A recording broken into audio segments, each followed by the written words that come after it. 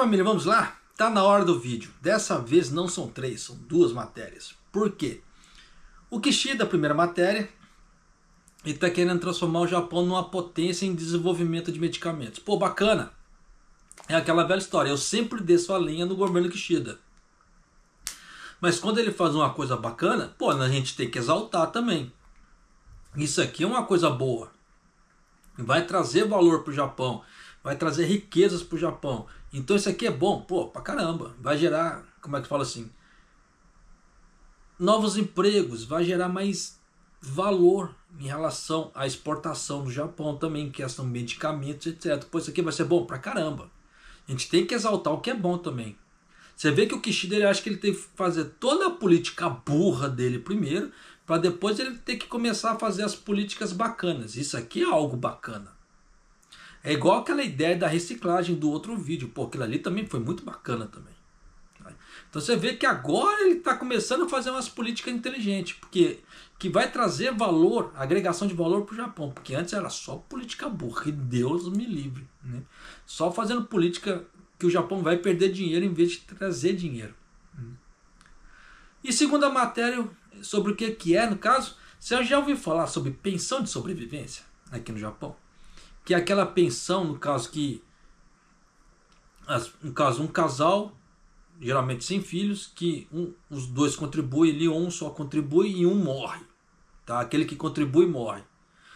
Aqui no Japão, né? Aí o seu cônjuge, ele tem direito a uma pensão, só que é por um curto espaço de tempo, mas tem direito.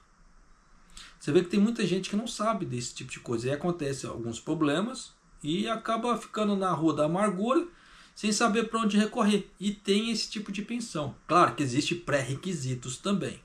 Tá?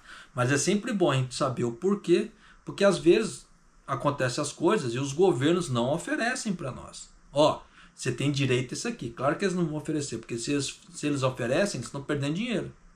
Né? Então, tem que se tomar cuidado, dependendo, sim. Tá? Por isso que é sempre bom você saber seus direitos. Claro que você tem os seus deveres também. Tá? No Japão você tem direitos e deveres. Se você cumprir os seus deveres, você tem os seus direitos também. Claro que nem sempre os direitos são fáceis de conseguir. Às vezes você tem que bater um pouco de cabeça, mas acaba conseguindo. Né? Mas vou começar aqui com a política do Kishida em relação a medicamentos. Tá? A criação de novas startups em relação a medicamentos. Ó. 新薬の開発力強化に向けて政府が開いた創薬 Te passa vergonha, né? エコシステムサミット、大手製薬会社や研究機関、それに患者団体などが出席しました。日本を世界の人々に貢献できる創薬の地としていく、こうした方針を政府がコミットしていくことをここに宣言をいたします。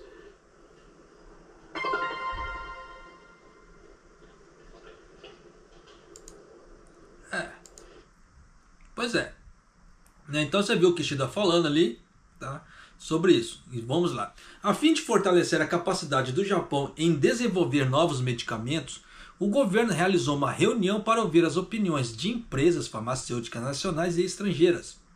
E o primeiro-ministro Kishida anunciou que irá aumentar o investimento em startups envolvidas no desenvolvimento de novos medicamentos, com um valor de 10 bilhões de ienes. E foi anunciada sua política que pretende criar pelo menos 10 empresas com as características mencionadas até 2028. Então você vê que o governo japonês ele vai investir pesado nisso aqui. Só que aí como é que se faz? Só que isso vai gerar o quê?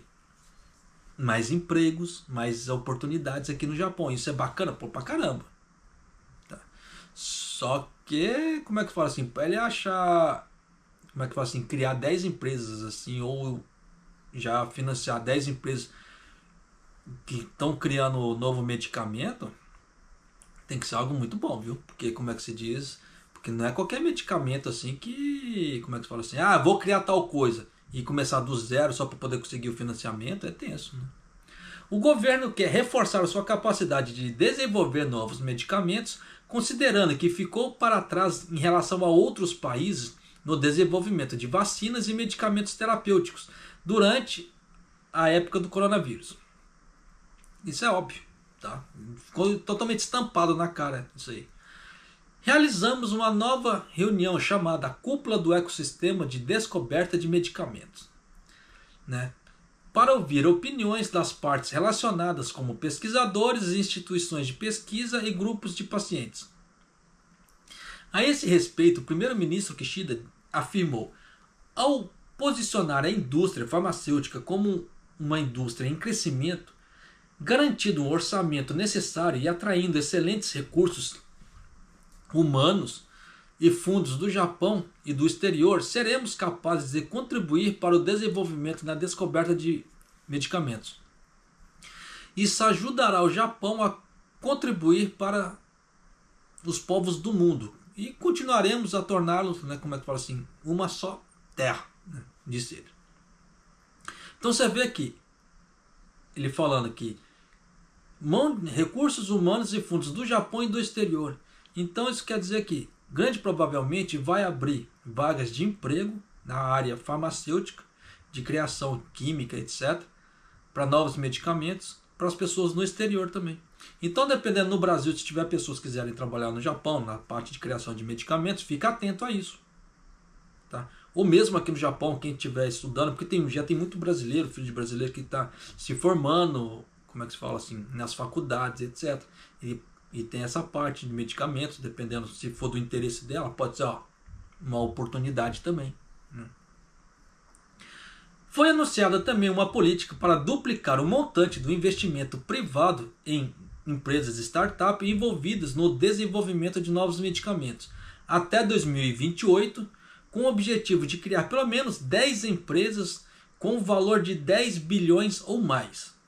Então, como é que fala assim, as empresas que tiverem algum medicamento já em desenvolvimento ali e pedir ajuda do governo, eles vão ganhar um aporte muito grande, né? O governo também está trabalhando para desenvolver bases nacionais que possam realizar ensaios clínicos em colaboração com empresas estrangeiras para eliminar as perdas de medicamentos, no qual os medicamentos para as crianças e doenças incuráveis que são utilizados no estrangeiro que não podem ser utilizados internamente no Japão. Por causa das regras, tal componente químico não pode ir no Japão. Então, aí o Japão não importa o medicamento. Então, como é que se fala assim, você tem que dar um jeito disso e entrar no Japão para poder melhorar, como é que se fala assim, os tratamentos aqui no Japão. Também foi confirmado que um novo conselho será estabelecido no próximo ano fiscal para a colaboração entre o setor público e privado. De acordo com o Ministério da Saúde, Trabalho e Bem-Estar, as vendas de produtos farmacêuticos de fabricação japonesa no mercado farmacêutico global têm diminuído ano após ano, caindo abaixo dos 10% em 2014. Então você já viu que em 2014 foi abaixo de 10%, então hoje praticamente é quase zero, né? E o desenvolvimento de vacinas e medicamentos terapêuticos durante a propagação do coronavírus, né, deu uma impulsionada em relação a isso. Isso interno, tá? Aqui no Japão. Além disso, a perda de medicamentos, em que medicamentos aprovados no exterior não podem ser usados no Japão, tornou-se um problema. E para 86 medicamentos para crianças e doenças intratáveis, é difícil de coletar dados devido ao pequeno número de pacientes, e isso não é rentável. Isso significa que os ensaios clínicos não estão sendo realizados no Japão devido a baixos níveis de medicamentos. Se não pode entrar no Japão, como é que vai fazer o negócio? Por essa razão, uma nova estratégia compilada por uma reunião de peritos governamentais em maio deste ano, além de reforçar o apoio do governo ao desenvolvimento de recursos humanos e à investigação, também inclui medidas para melhorar o ambiente para os ensaios clínicos e rever o estado que foi salientado que havia necessidade de construir um sistema para atrair recursos humanos e fundos externos e novas cobaias. As cobaias eu que estou falando, porque nada mais é que a parte do ensaio clínico, dependendo de testes com drogas, novos medicamentos, requer o quê? Cobaia! Simples assim. Então já deu para você entender, né? Que nem tudo são flores, nem tudo tem aquele interesse altruísta de ajudar a humanidade. Não, queremos novas cobaias. Tá? Vamos traduzir a coisa ao pé da letra. A cimeira foi realizada em resposta a isso. E o governo quer ouvir empresas farmacêuticas estrangeiras sobre o desenvolvimento de negócios no Japão e as barreiras ao investimento, bem como fornecer informação sobre investigação em curso no Japão, em pé de igualdade com o resto do mundo. Então já deu para você sacar que o Japão percebeu que ele ficou para trás em relação ao resto do mundo na parte de inovação de medicamentos e tratamento. Por isso que eu falo, canso de falar, o Japão ficou para trás na parte de inovação. O Japão parou de inovar desde a década de 90. Década de 80 e 90 deu aquele boom que o Japão praticamente estava inovando assim, né? Ele pegava os produtos que eram lançados lá, fazia uma repaginação do produto, ficava bacana, e nisso ganhou a fama de ser um país tecnológico. Só que ele parou, e nisso foi caindo. Você viu que os dados foram falados ali na parte de medicamento, era menos de 10% em 2014, que o resto do mundo utilizava produtos do Japão na parte de medicamentos. Isso fora outras coisas. Então você vê que o Japão foi ficando para trás na parte de investimentos, foi. O Kishida, nesse ponto, ele está sendo um visionário. Se ele quer que o Japão cresça, ele tem que trazer recursos para o Japão. Só que para trazer recursos, ele tem que investir. É a mesma coisa que eu falo para você. Você quer ficar rico, quer tirar o pé da lama, quer deixar essa vida de decassegue, ou quer parar de trabalhar no piso de fábrica, você vai ter que investir. E de alguma forma. Se você não investir, você nunca vai deixar depender dessa vida de decassegue. Tá? Então é tenso isso aqui? Pô, é tenso, porque uma hora o corpo cobra. Eu tiro o exemplo por mim.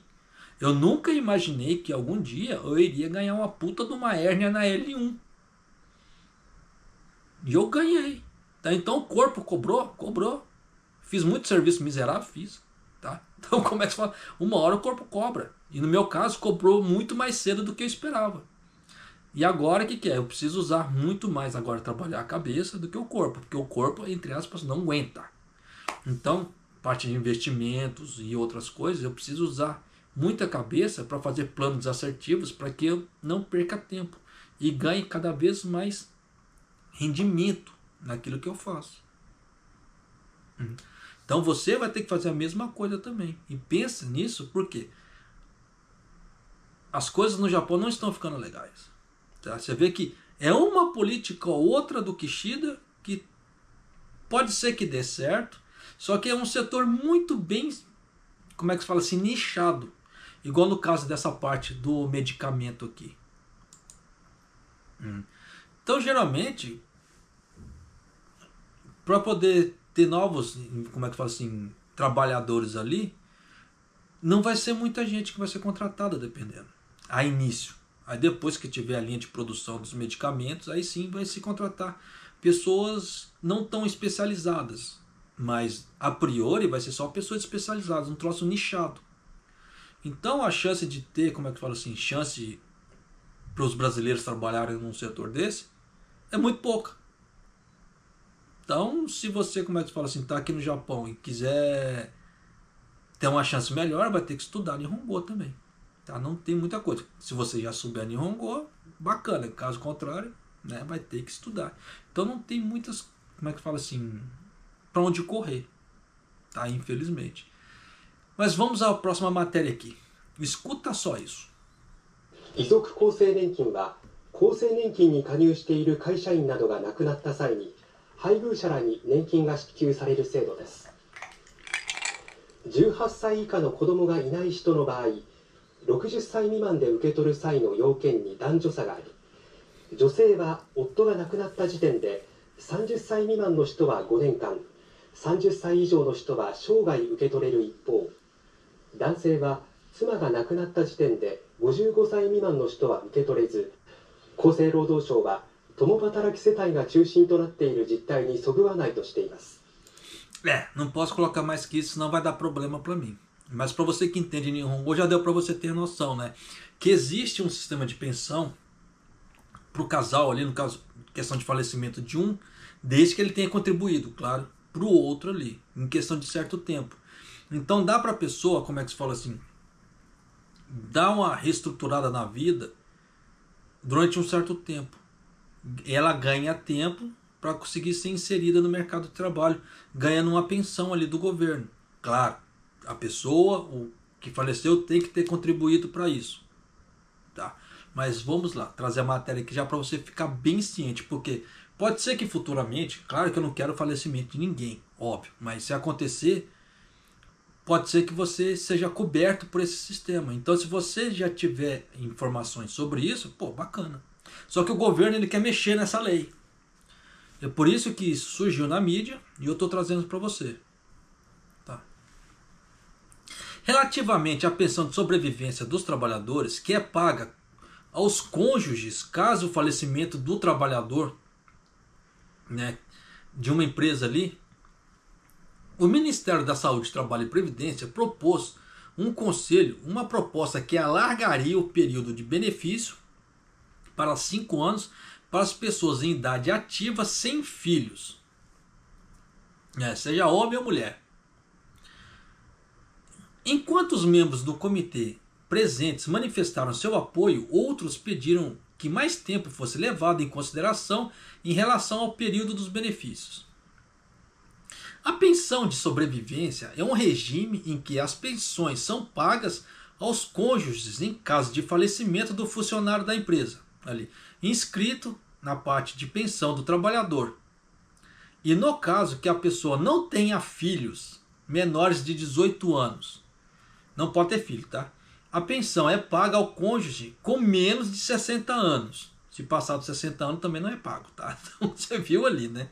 Existem as diferenças entre homens e mulheres nos requisitos para recebê-la. Especificamente, as mulheres com menos de 30 anos no momento da morte do marido podem receber por até 5 anos. E as que têm mais de 30 anos podem receber de forma vitalícia, enquanto os homens com menos de 55 anos no momento da morte da sua esposa não podem receber. É tenso, né? Como é que se fala?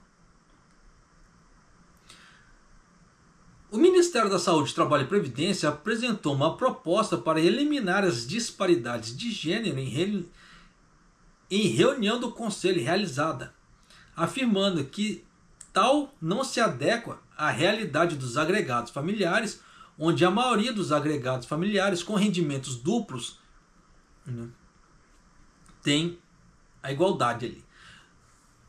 Pelo plano, homens que tenham menos de 60 anos no momento do falecimento do seu cônjuge poderão receber o benefício independentemente da idade. E o prazo será de 5 anos para homens e mulheres. Não fez sentido. Por quê? Olha só como é que as coisas são totalmente ilógicas no Japão. Pelo plano, homens que tenham menos de 60 anos no momento de falecimento do seu cônjuge poderão receber o benefício independente da idade. Fez sentido? Não, porque isso está dependendo da idade, menos de 60. Se tivesse mais de 60, ele não recebe. Então depende da idade, sim. Você vê como é que os caras são totalmente ilógicos? Eles querem fazer uma coisa falando que é lógica, mas você vê que não é. Tá? Mas continuando aqui.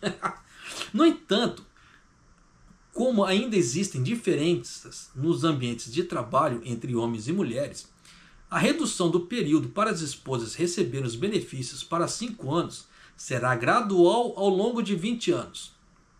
Isso se aplicará às mulheres atualmente nas faixas dos 40 anos ou mais.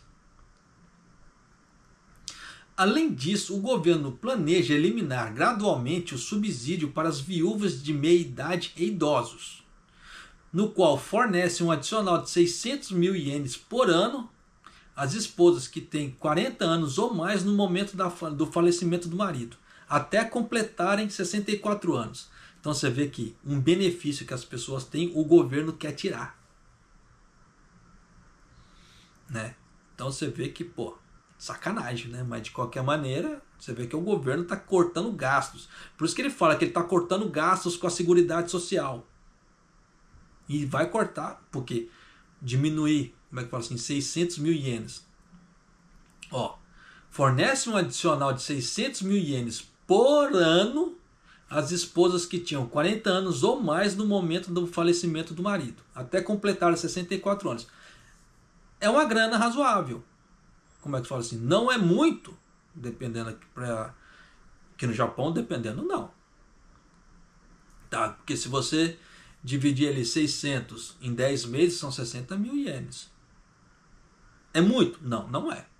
Tá? Vamos falar a verdade. Mas de qualquer maneira, já é uma grana que dá para ajudar a pessoa.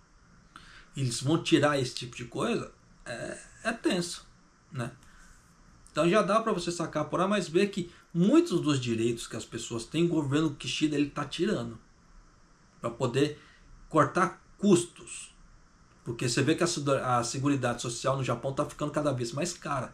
Por isso que eu falo para você. Todo vídeo fica até chato, já está ficando chato para mim também. Mas tome cuidado com o seu futuro. Você vê que isso aqui seria um benefício que você teria direito aqui no Japão. E que isso, como é que se fala assim, o governo está tirando. Né? Mas continuando aqui. Por outro lado, o governo irá também considerar medidas para aumentar o montante dos pagamentos de pensões sociais de sobrevivência ao longo de um período de 5 anos, em comparação com o sistema atual, bem como abolir os requisitos de rendimentos que apenas permitem que pessoas com rendimento anual a inferior de 8,5 milhões de ienes possam receber os benefícios. Isso para os Dekasegi isso é fácil, porque qual dos Dekasegi consegue ultimamente ganhar 8,5 milhões de ienes por ano? É tenso. Tá? Mas você vê que é um direito que as pessoas têm aqui, que eu acredito que muita gente não sabia que isso existia.